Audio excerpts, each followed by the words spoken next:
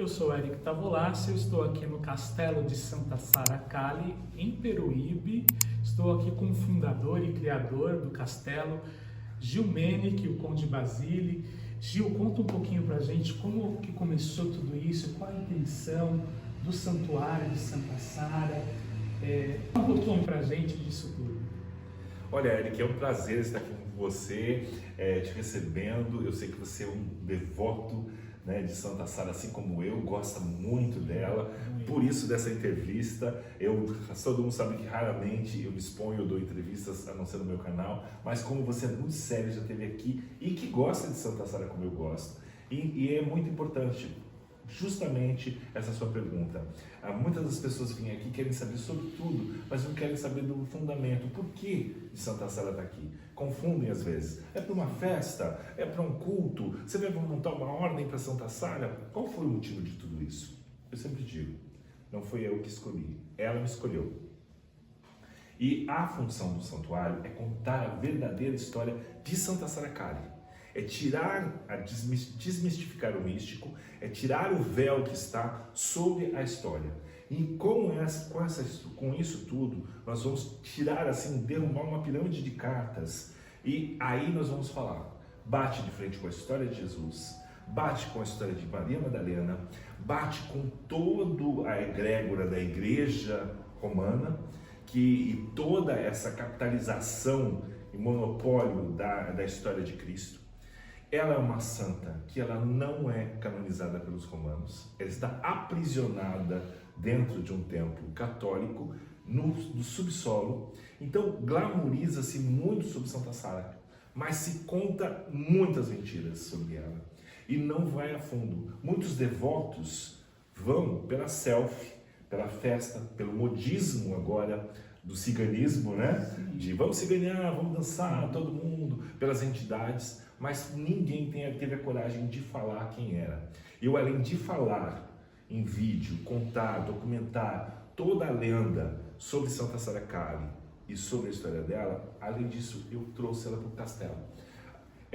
O santuário nasceu em Itanhaém, lá no meu sítio em Itanhaém. Já vai para mais de 14 anos. E o castelo foi pela acessibilidade, porque lá no sítio era maravilhoso, mas a festa era o que chamava atenção. Todo mundo queria dançar, bailar, a procissão era linda, muita coisa cultural. Lá nós contávamos a verdadeira história, isso. Até que eu, há mais de 5 anos atrás, resolvi colocar isso a público. E aí foi este boom todo, mas já vinha, então só tirou e concordou com os evangelhos apócrifos, tem a ver, com o Código da Vinci, o filme, o livro também de Dan Brown e muitas outras teorias e também comprovações de estudiosos, até Leonardo da Vinci entra nessa história. Então é bem importante. Você pode resumir um pouquinho essa história? Porque assim, você foi muito criticado, levou muita pancada nas redes sociais por causa dessa história. Por ter contado. Hoje, graças a Deus, essa história é comprovada, é contada por mais pessoas, com mais riqueza de detalhes, que agora nós temos as ferramentas, né, tanto da inteligência artificial quanto da pesquisa, é muito mais aberta, muito mais abrasiva, ela vai a fundo, então ela traz detalhes e confirma muitos da lenda. Então eu costumo dizer, já que eu sempre uso o termo lenda para não ser processado, porque o povo tende a ficar muito bravo com isso. Então, o intuito do castelo, aí todo mundo, nossa, mas tem Cavaleiro Templário, tem isso, o castelo é vermelho, assim. Então tem um monte de teorias que só vindo que você vai entender. Porque a ideia sempre foi de montar o santuário, pagar a minha promessa, que ela me devolveu a visão do olho direito, que eu perdi num descolamento de retina, e pagando a promessa, as festas que eu montava, eram todos os costumes pagando a promessa. E eu disse que quando eu conseguisse, eu faria uma capelinha no santuário. Só que isso foi aquela coisa louca, entrou um papa da Igreja Católica Ortodoxa que nos descobriu, que quis, quando ele soube da inauguração da capela, ele estava vindo ao Brasil, ele veio e nos agraciou com uma canonização oficial do santuário, porque ela não é canonizada no romano, e ele sacou um ícone que é aquela flâmula, e uma relíquia sagrada. Uma relíquia sagrada, você sabe o que é uma relíquia sagrada? Relíquia é um pedaço da veste. Isso. Algum No fragmento. caso, nós estamos no fragmento do osso de Santa Sara. Nossa. E praticamente já existir restos mortais de Santa Sara já é um milagre, porque é uma santa de muitos anos atrás. Ela é da era de Jesus. Então, ela teve muito tempo. Então, ela trouxe. Quando trouxe, foi uma emoção, foi uma loucura. Minha vida mudou, ela mudou da água para o vinho, carreira artística ficou por um lado, o sacerdócio com o templo ficou com outro. Mas a minha ideia nunca foi montar um rebanho e nem montar uma seita de Santa Sara. Era que as pessoas conhecessem a história dela livre. Não era fazer o que fizeram com Jesus. Catar ele, criar uma Bíblia, criar uma religião, aprisionar a história dele e entubar nas pessoas. Não. Eu quero que as pessoas conheçam Santa Sara e que possam ser livres para cultuá-la de jeitinho que você é. Aqui no castelo você pode entrar com a sua religião e você vai sair com ela intacta. Mas a fé de Santa Sara, ela vai te renovar muito maior, sem mexer com as suas crenças. Então, pela história que você já me contou, você tem uma relíquia de Santa Sara que é como se fosse um pedaço de Jesus, vamos dizer assim. Isso, mas por que seria um pedaço de Jesus? Porque o castelo, ele vem dos Cavaleiros Templários, vem de tudo isso. Porque Santa Sara, ela é nada mais nada menos do que o próprio Santo Graal. Esse cálice que todo mundo procura aí em vários lugares, quer saber onde está e que houve já muita luta, muita guerra para proteger, não é um objeto. O cálice, na verdade, é uma representatividade do útero da mulher, que recebeu o sangue real, Santo Graal, sangue real. Recebeu a linhagem de Cristo na terra. Quem seria o Santo Graal? Maria Madalena, a esposa que Jesus teve em vida. Jesus teve um matrimônio com Maria Madalena. Jesus não é totalmente diferente. Foi um homem maravilhoso, com todos esses predicados, todos os milagres, porém ele era muito mais humano do que a igreja quis. O celibato não existiu, foi apenas para tirar o poder feminino. A igreja, se seguisse realmente uma igreja, se Cristo tivesse fundado uma igreja, ela seria altamente feminina, porque a herdeira seria Maria Madalena. E a filha que eles tiveram era Sara, uma menina que nasceu quando Jesus some dos contos bíblicos. E ele só volta aos 30 e é crucificado aos 33. Nesse momento ele fica lá na África, ali na região do Egito. E lá ele constitui família com Maria Madalena, nasce Sara. Sara, o nome Sara é princesa. Kali é uma palavra que vem do romani, da nossa linguagem cigana, significa negra. Então é princesa negra, porque Jesus não era branco, nem Maria Madalena. Ninguém era branquinho de olho azul naquela região, porque coloração de pele depende, a gente nascia numa coloração, tonalidade, formato de olho, tudo, de acordo com o clima do planeta onde você nascia.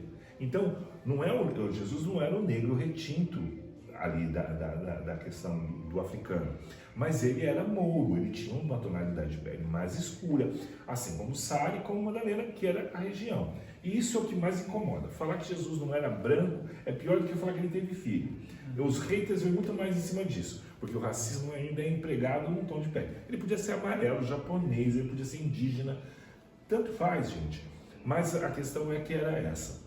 Quando isso acontece, quando ele tem que retornar com Sara, ele tem que disfarçar ela, porque quando ele retorna de volta, para ser perseguido, a linhagem de sangue era muito importante. Então, para que ela não fosse perseguida, José de Arimateia é um grande mercador de escravos. Ele pega e ele também custeava todo aquele projeto de Jesus, tudo. Só que ele era um mercador de escravos arrependido. E ele era convertido ao cristianismo, mas ele era meio cá para poder ajudar. Né? Politicagem, como não mudou até hoje.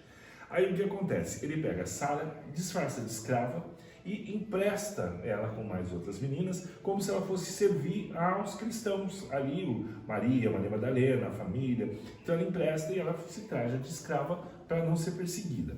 Não se fala sobre o matrimônio dos dois, também para preservar a Maria Madalena, E eles têm aquele pilar, porque a junção dos dois, ela vem tudo. Ali você vai tirar um véu sobre tudo, sobre a história de Sara, de muita coisa que você não imaginava que era. Aí quando eles voltam, o que acontece? Jesus é crucificado ali, ele é crucificado. Durante a crucificação, aí você diz, mas Sara não era cigana, né? Mas ela nasceu no Egito, é filha de Jesus, como é que cigano entra no meio de tudo isso? Nessa hora da crucificação. Por quê? Porque quando fizeram os cravos da cruz, o prego da cruz, foi um ferreiro. O ferreiro era a profissão de cigano. E ele que fez, foi obrigado a cravar Jesus na cruz. E durante a crucificação ele pedia perdão para Jesus. E Jesus o perdoou. Mas ele falava assim, eu temo pela maldição que vai cair no meu povo pelo que eu fiz. Aí Jesus fala para ele, o seu povo se sentirá liberto quando acolher aquela que vier das águas. Isso virou uma profecia no meio do mundo cigano, foi uma loucura, e aí isso se espalhou. Quando Jesus tem toda a crucificação, ele morre, vai, a ressurreição, toda aquela história que nós conhecemos, ok? O povo dele é perseguido, e dele, Maria Madalena, todo mundo é perseguido ali para ser dizimado, tem que acabar. Porque a história era acabar, porque Jesus ele reivindicava, ele empoderava os pobres. O maior problema de Jesus não eram os milagres, era a rebeldia que tinha dos pobres para com, porque o escravo não era o escravizado que a gente conhece, como foi os negros. Simplesmente naquela época, se você não fosse da nobreza, você já nascia escravo, você já tinha que nascer pagando imposto ali.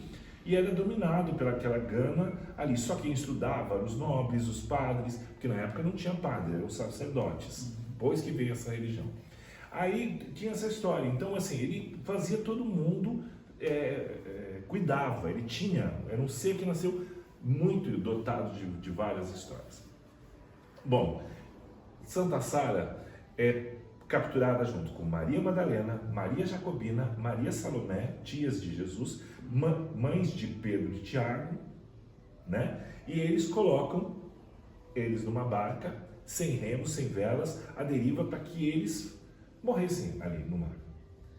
E aí cai uma tempestade logo que eles são jogados ao mar. Sara é a única que calmamente ajoelha com as mãos em prece, pede a Deus que que aquilo cesse, que aquela tempestade cesse, e que se todos chegassem num porto seguro, que ela levaria a palavra de Cristo para o resto da vida. E com aquele lenço que ela cobriu a cabeça, que nós ciganos chamamos o lenço de diclô, ela nunca mais descobriria a cabeça em respeito a Jesus. O barco começa a tomar um rumo que ele está sem remo, sem vela, mas parece que está com motor, está com isso assim, ele segue. A tempestade cessa, todos se acalmam e aquele barquinho vai. É uma embarcação simples. E ele segue 3 estrelas que tem no céu. Vai na direção certinha das 3 estrelas, que hoje a gente conhece como Três Marias, porque existiam 3 Marias no barco. Maria Jacobina, Maria Salomé e Maria Madalena. E aí segue. Vai chegar bem no sul da França, numa cidade portuária chamada Petit-Romé. No começo chamava-se Petit-Romé. Aí chega lá, o barco chega direitinho ali. Começam a desembarcar os náufragos e tiram os mais velhos. E Sara era menina, cálie de pele e vestida de escrava.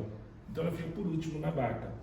Quando retiram eles, mas, assim, não é que a mãe largou para trás, estava todo mundo debilitado, gente. Estava jogado, eles passaram-se dias e dias no mar, não tinha motor, né? Aí retiram. E por último, quem retira a Sara do barco? Um grupo de ciganos que acampavam na beira ali do mar. Quando eles retiram aquela menina, a empatia é imediata. Ela é a quebra da maldição que os ciganos teriam. Ela é a solução de todos os problemas, ela é a virtude que chegou, a redenção de tudo, acolher aquela que vier das águas. E ela se sente segura com o povo cigano e o povo cigano com ela. E ela conta que ela é a filha de Jesus. Ciganos se tornam os primeiros cavaleiros templários, a primeira ordem de preservar o Santo Graal, o sangue de Cristo na terra. Maria Madalena foge para o sul da França, para outra parte do sul da França, se refugia numa caverna. As Marias, Jacobina e Salomé, ficam tomando conta de Sara. Os 2 apóstolos saem peregrinando pelo mundo, mas Madalena foge. Foge e largou a filha para que não fossem pegas juntas. Para que a linhagem de sangue de Cristo na terra ficasse, porque Maria Madalena supostamente estaria grávida de mais um filho. durante a crucificação, e quando ela já chega prestes a parir. Então, para que não pegassem os dois filhos juntos, ela deixa Sara com as anciãs e com os ciganos e se refugia na França. Dizem que, quando encontraram os restos mortais de Madalena, também encontraram talvez uma criança, de uma ossada de uma criança. Mas isso são especulações, eu não posso te dar dados corretos ainda sobre essa parte. Até Sara eu te dou bastante informação. E aí é o que está lá, e Maria Madalena se torna aquele vulto todo. Sara, o que ela acontece? O que você acha que Sara fez? Sara começou a cuidar dos ciganos, né? Virou a padroeira dos ciganos. Então, aí é que tá. Ela começou a fazer os passos de Jesus. Como ele fazia, empoderar as pessoas, os povos mais pobres, os ciganos, as pessoas que estão à margem da sociedade. E ela tinha conhecimento, como Jesus tinha, das ervas, dos remédios, da cura, de toda essa sabedoria. Ela era também como Jesus nasceu com esse DNA sábio. E ela ajudava as mulheres ciganas a se medicarem e principalmente as que não conseguiam ter filho a engravidar. E depois de sua gravidez, ela era a parteira dessas crianças. Então ela trazia essas crianças ao mundo. Ela foi se tornando adorada por todos ali. Aí as Marias morrem, que eram velhinhas, morrem. Aí na época não existia igreja católica, sim templos dos sacerdotes, templos de pedra. E os templos depois foram que se tornaram as primeiras catedrais católicas. E esse templo de pedra, que hoje é o templo de São Michel, e também conhecido também como o Templo das Marias do Mar, lá em Saint-Marie, eram os sacerdotes que estavam. Eles acolhem as Marias para dentro do templo.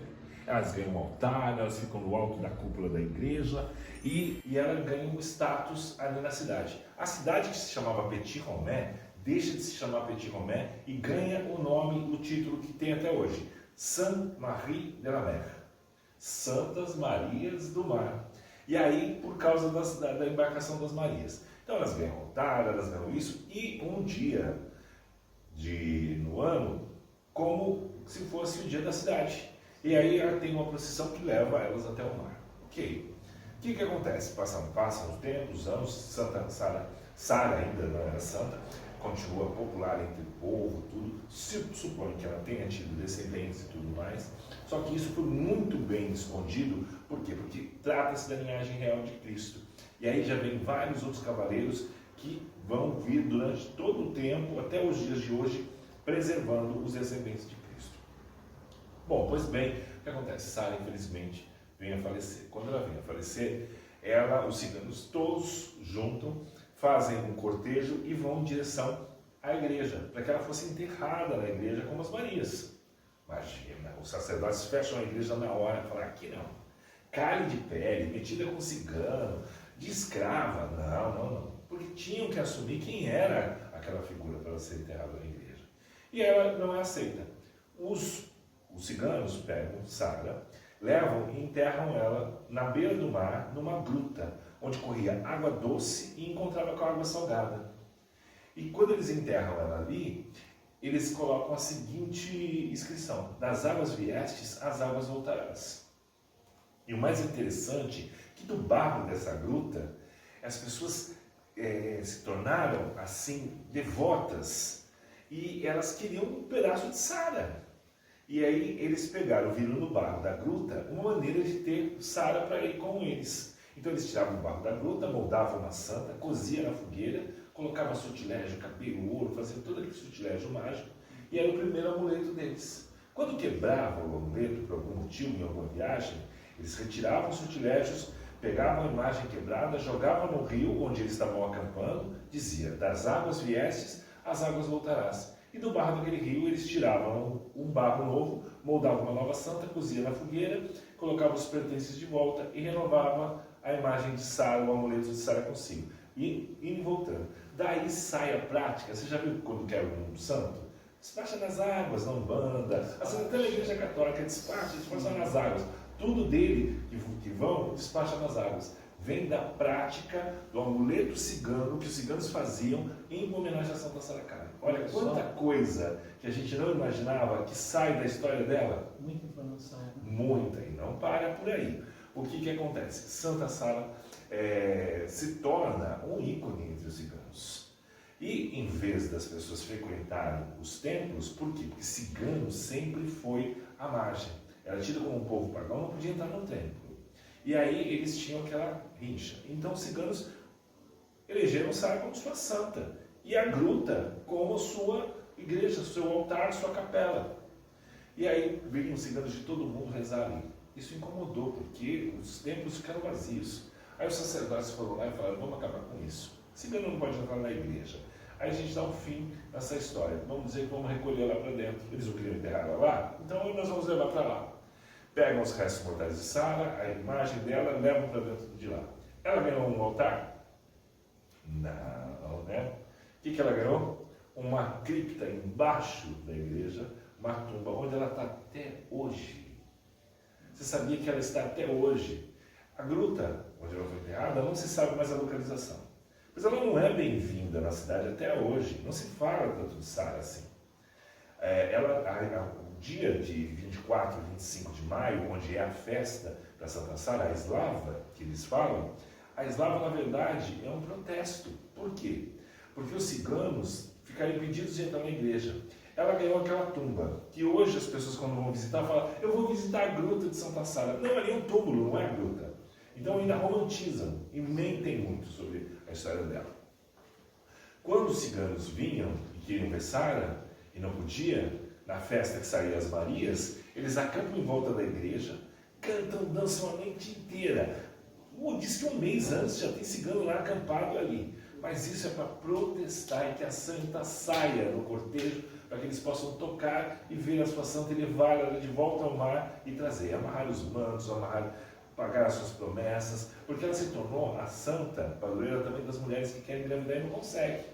E ela ficou. E os ciganos guardaram esse segredo. Por isso que os ciganos é um povo tão perseguido. É sem motivo, não. É desde lá da era de Jesus que eles ganharam esse estigma. Foi o tal da maldição quebrada por Sara, mas ao mesmo tempo ainda pesou o peso de carregar o segredo que pode desmoronar todo o império romano de tudo.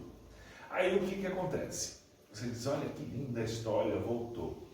Mas você sabe que o maior mistério de todos aconteceu no Brasil. É mesmo? Você tem ideia disso? Você imagina que Santa Sara veio de alguma maneira escolher o Brasil para voltar a fazer milagres, para ter templos e tudo mais antes desse aqui?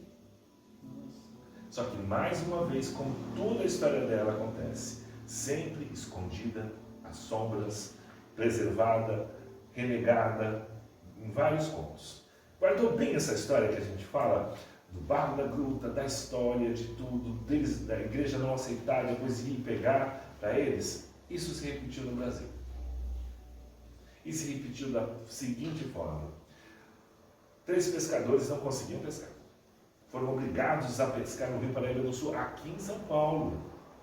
E aí existia um banquete, que era para um conde que vinha, e eles queriam servir peixe. Mas não era a época. Tem rio, tem época que não dá peixe. E eles queriam forçar.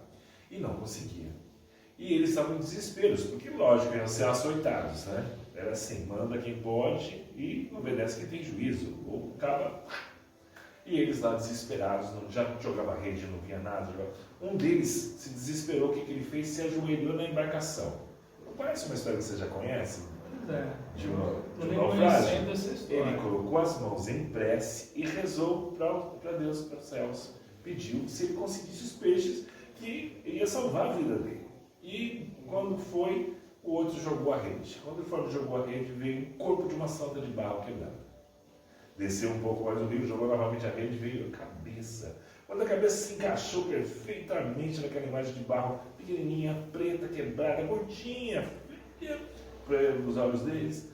E aí a imagem começou a reluzir, os peixes começaram a brotar na água, encheram o barco de peixe. Conseguiram se safar disso com aquela santa milagrosa pequenininha ali, quebrada e tal. E foi. Chegaram lá, os ribeirinhos se encantaram com a história disso tudo. A santa começou a fazer milagre na terra dos ribeirinhos. Um escravo que fugiu, quebrou os grilhões. Muitas outras coisas foram acontecendo. Incomodou a igreja. Porque a casa dos ribeirinhos ficou lotada. Quando eles ofereceram a santa para a igreja, não, de barro. Não tem santa feita de barro. Barro é coisa de escravo. Os santos na época eram feitos de madeira nobre ou de pedra, né? e de madeira ainda oca, para que levasse, quando voltasse para a Europa, voltasse cheio de pedras preciosas no tráfico. Por isso tem o santo do pau oco. Então, aí é a mesma coisa. Não pode, coisa de barro não é isso. Não aceitaram. A santa começou a fazer milagre, incomodou, porque a igreja ficou vazia. Os devotos só queriam ir lá. E aí, Dom Fernão, na época, vai ser bispo na época, reúne uma tropa e vai a cavalo para destruir e quebrar a santa. Quando chega perto da porta da entrada dos ribeirinhos, o cavalo gruda a pata numa pedra, a ferradura, e ele cai, o cavalo se machuca gravemente, não consegue quebrar a santa, volta, milhões de tentativas e a santa sempre intacta. O que aconteceu? Vamos receber ela para trazer o povo de volta. Então, receberam aquela imagem de barro, que eles achavam horrorosa, gorda, feia, e aí nessa imagem de barro, eles colocaram lá, e eles falaram, o que é? É uma Nossa Senhora, porque tudo só podia, abaixo de Jesus, só podia ter Nossa Senhora. Todas as outras santas são status menores e não vão ser. E a igreja é completamente patriarcal, completamente masculina, sempre impondo ali até a questão de Maria, não de Jesus. Então tudo é uma Nossa Senhora, por isso tem Nossa Senhora de tudo. Toda e qualquer aparição de feminina é uma aparição de Nossa Senhora, só é permitido ser ela. Então, é uma Nossa Senhora. Qual Nossa Senhora? Ela tem uma lua embaixo, Nossa Senhora que apareceu. Como assim Nossa Senhora que apareceu? Aí coloca lá, Nossa Senhora que tem uma lua, é a Nossa Senhora da Conceição. Tem uma luzinha embaixo. Então, Nossa Senhora da Conceição Aparecida e pronto. Coloca um anjinho ali, pega o barco, põe um anjinho ali na frente e pronto. Passa a régua e leva para dentro. É assim que ela se tornou.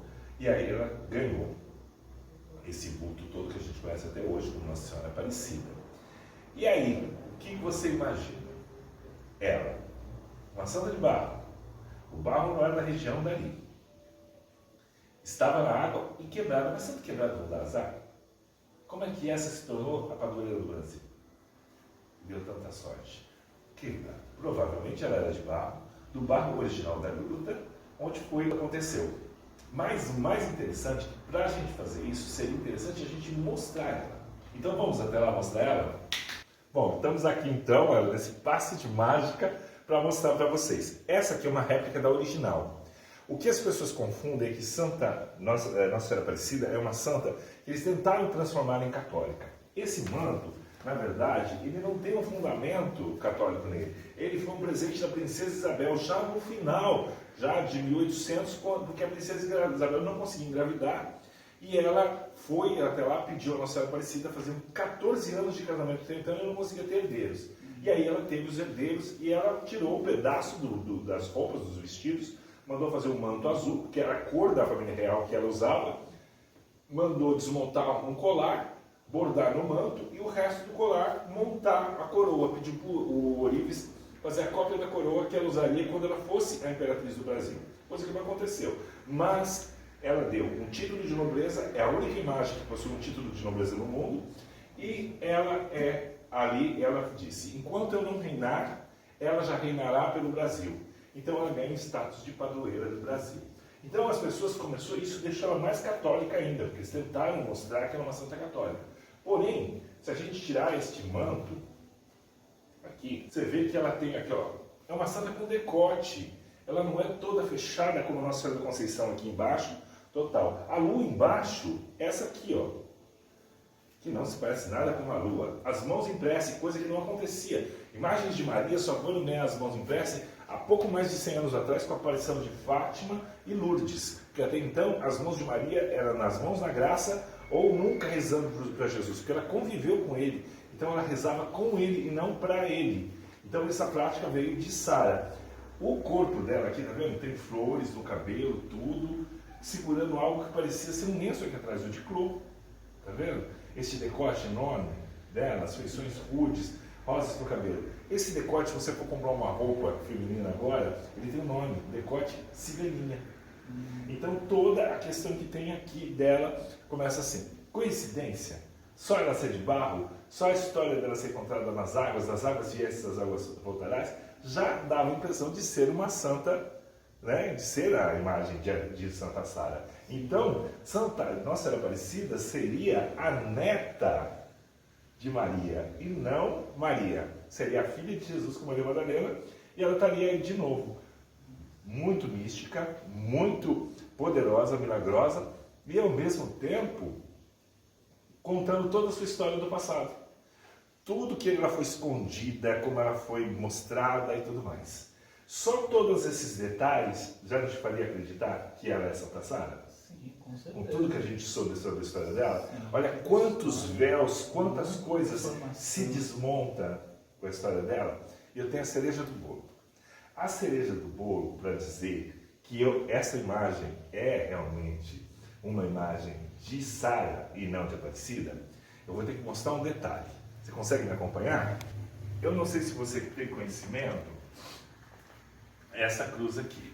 Essa cruz é a cruz de Camargo, também conhecida como cruz cigana, né, culturalmente pelas pessoas. O que a cruz de Camargo representa? Uma cruz, um coração e uma âncora, né?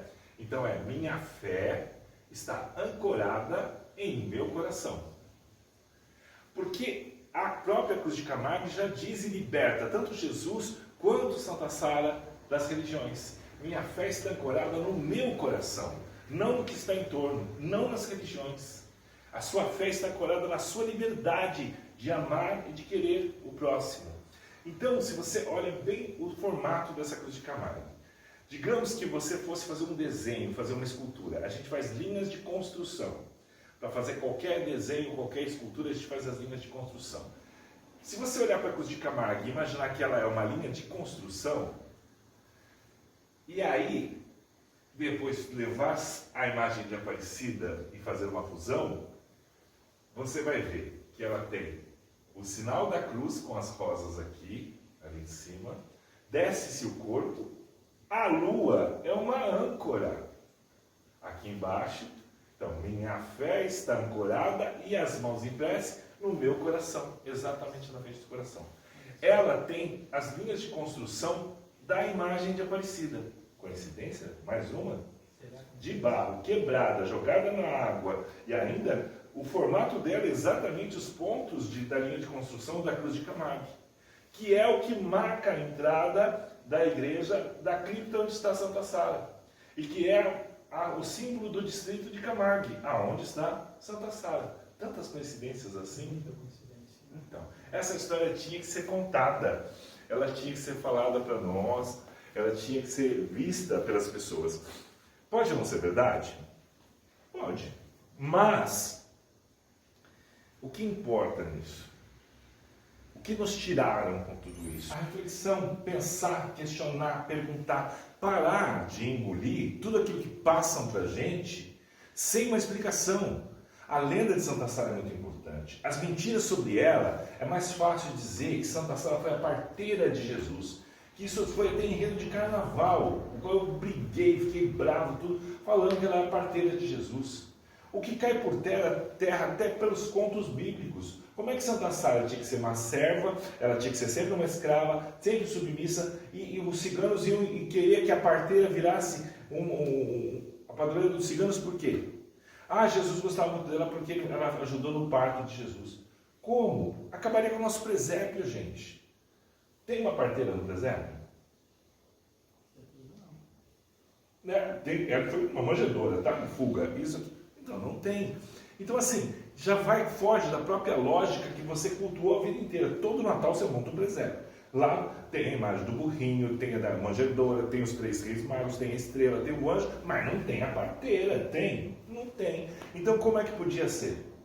Quer dizer, a negrinha tinha que ser a parteira, a negrinha tinha que ser a empregada, sabe? Isso parece de novo, parece as novelas de antigamente, sabe? Só pela cor de pele você tinha que rebaixar as pessoas. Por que ela não pode ser a filha de Jesus? Por que Jesus não poderia ter tido filho? O que teria de grave em crescer e multiplicar-vos? E o sangue de Cristo? Todo mundo fala, o sangue de Jesus tem poder, não é? Sim. Que o sangue de Cristo derramou na terra, que Jesus deu seu sangue para nos salvar.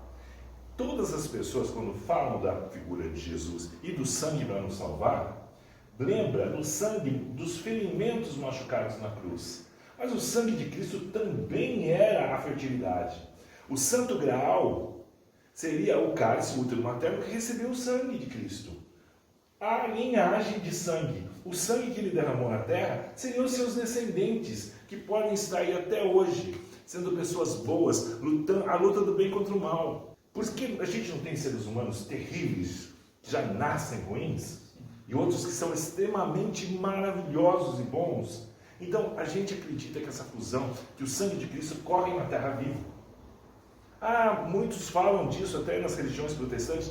O meu Cristo é um sangue vivo, o sangue vivo de Cristo. E fala, mas não atenta que pode ser verdade. Então, a história dela nos coloca: minha fé está ancorada em meu coração, não nas religiões, não tanta mentira que contaram sobre ele. Não tiraram o poder, tiraram a história de Cristo.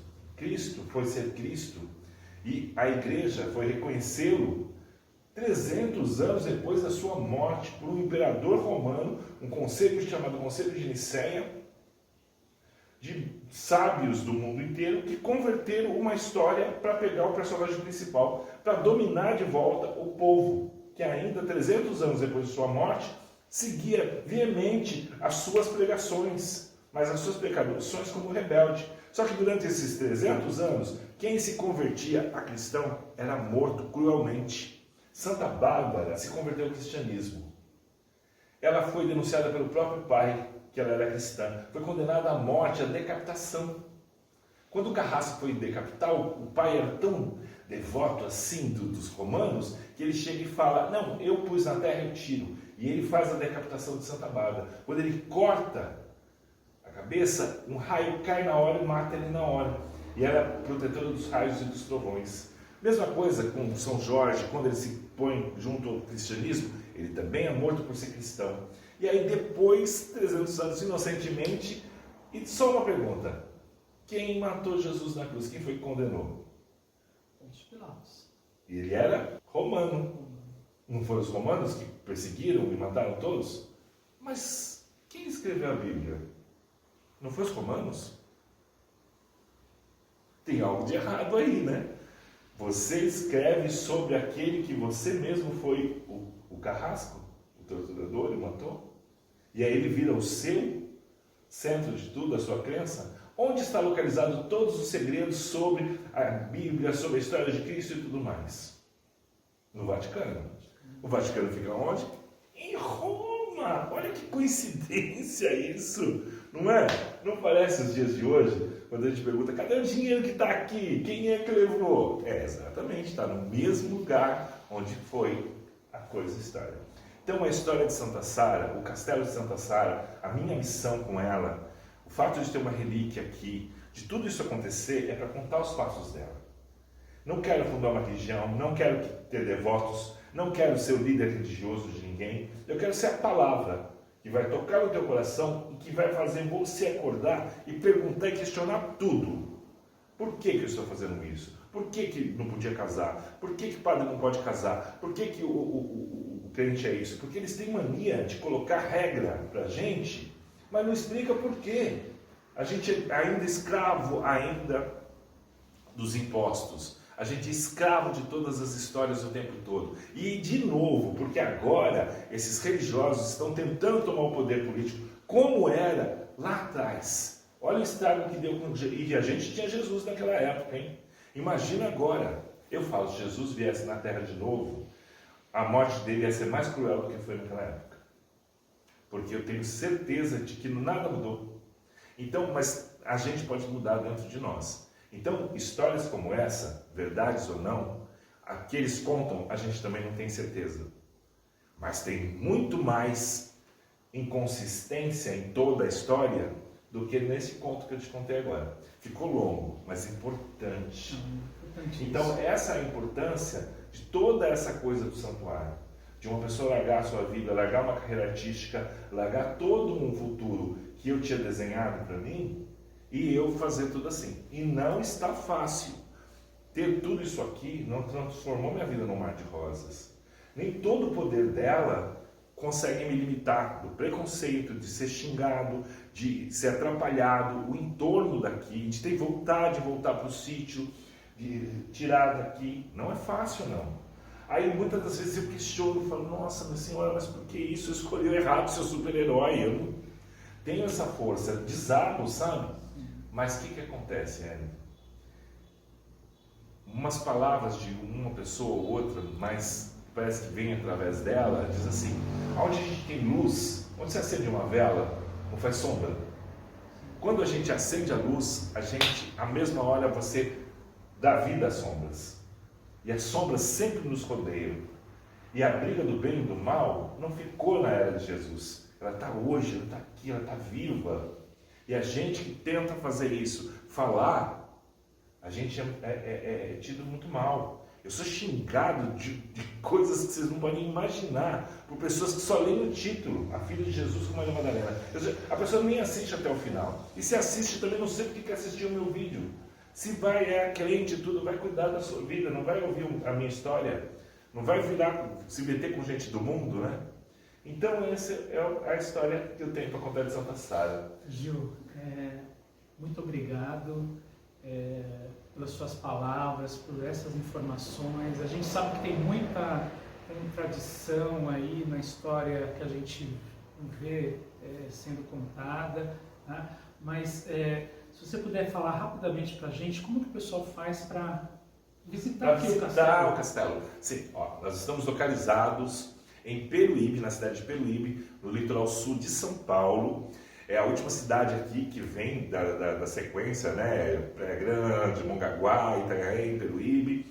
E aí a gente está bem no Portal da Jureia, na Praia do Costão, no pé da Serra dos Itatins. O Castelo Santa Sara Calli, ele está aqui erguido para você e aberto de sexta a domingo e feriados, das 9 às 19 horas. Você não precisa ter agendamento prévio, mas nós cobramos uma taxa mínima de R$5 por pessoa. É uma taxa de manutenção, apenas um simbólico. Porque não tem ajuda de governo, não tem ajuda de prefeitura, não tem, é algo particular que eu venho arcando com isso há muito tempo. E tenho essa vontade de manter a voz de Sara, que não seja calada. Se um dia não estiver mais aqui, que esses vídeos, que pessoas como você, pessoas que ouviram, que você que está ouvindo aí esse canal, que ouve o meu, ouve esse canal, ouviu essas palavras, se tocou no seu coração, passa adiante, pesquisa, fala, questiona. Quanto mais pessoas souberem, mais pessoas vão estar livres. Mais pessoas estarão com a cruz de Camargo aqui no peito. Com certeza. Muito obrigado, Gil. Eu que agradeço, venha mais vezes aqui. E vocês também não deixem de conhecer o Castelo Santa Sara Calli, em Peruíbe, no litoral sul de São Paulo. Um grande abraço, meu querido. Venha sempre.